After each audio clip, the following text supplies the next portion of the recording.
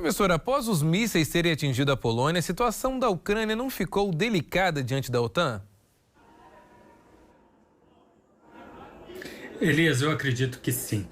Desde o início do fornecimento de armamento para a Ucrânia, os países ocidentais têm tido muito cuidado de não fornecer a eles armamento capazes de alcançar o território de outros países, solicitando inclusive que a Ucrânia recue as suas tropas da fronteira para que, em diante, o alcance desse armamento não tenha qualquer perigo. Houve alguma flexibilização diante a introdução de novo armamento do lado russo, mas agora certamente a Ucrânia vai ter que prestar muito mais contas de onde estão os armamentos e como eles estão sendo utilizados. Um outro tema interessante é que o país havia pressionado para um caminho acelerado de incorporação na União Europeia e até na Organização do Tratado do Atlântico Norte, essa aliança militar. E de alguma forma isso significaria não ter que demonstrar tanta transparência ou tanta confiabilidade nas suas informações. Mas diante essa falta de controle e talvez até uma mentira do presidente Zelensky, é possível que os países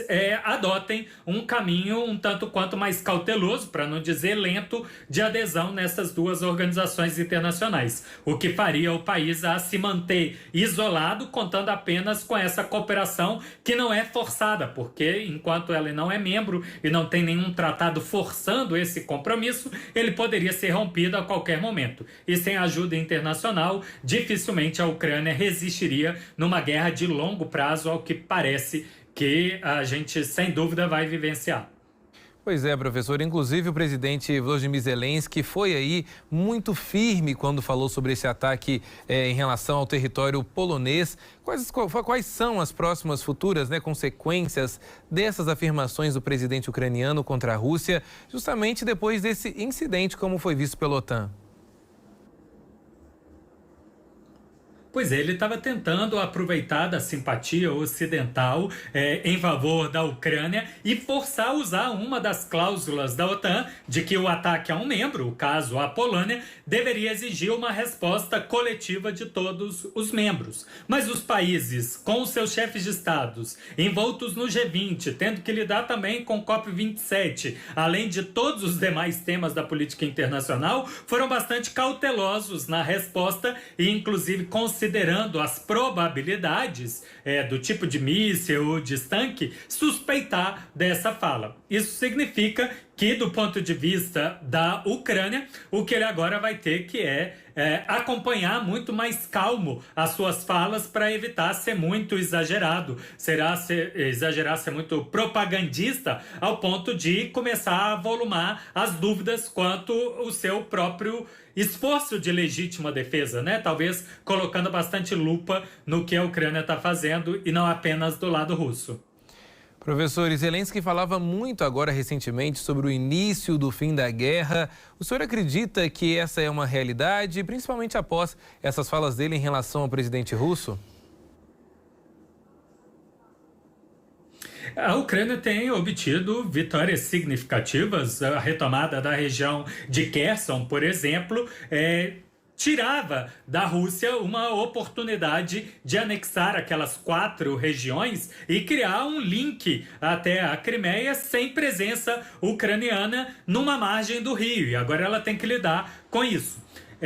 Considerando que a guerra envolve um recolher de homens capazes de lutar por conflito, conscritos, e a Ucrânia tem perdido população que está fugindo como refugiado, e a Rússia também, o que a gente tem é uma tentativa de usar de armas de altas tecnologias para desestimular o outro lado, mas que parece que não tem resultado efetivo. Os países têm continuado a convocar mais e mais pessoas, chamando a atenção que estão planejando aí a incorporação de uma segunda, terceira, quarta, quinta ondas de reservistas, planejando uma guerra certamente que passaria do ano que vem, chegando talvez em 2024, se nada surpreendente acontecer nesse intervalo. Agora, professor, para a gente concluir, a guerra trouxe mais benefícios ou problemas para a Rússia?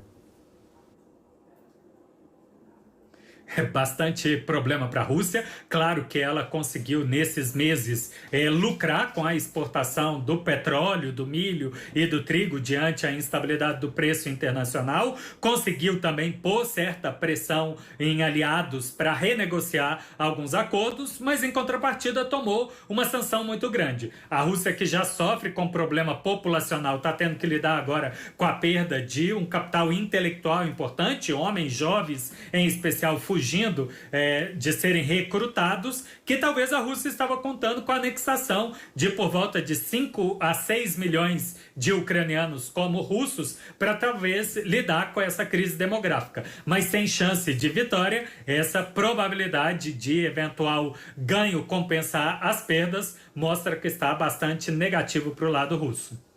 Professor, muito obrigado pelas informações. A gente agradece sempre aqui a sua participação no Diverso em Rede. Na próxima semana, a gente volta a conversar.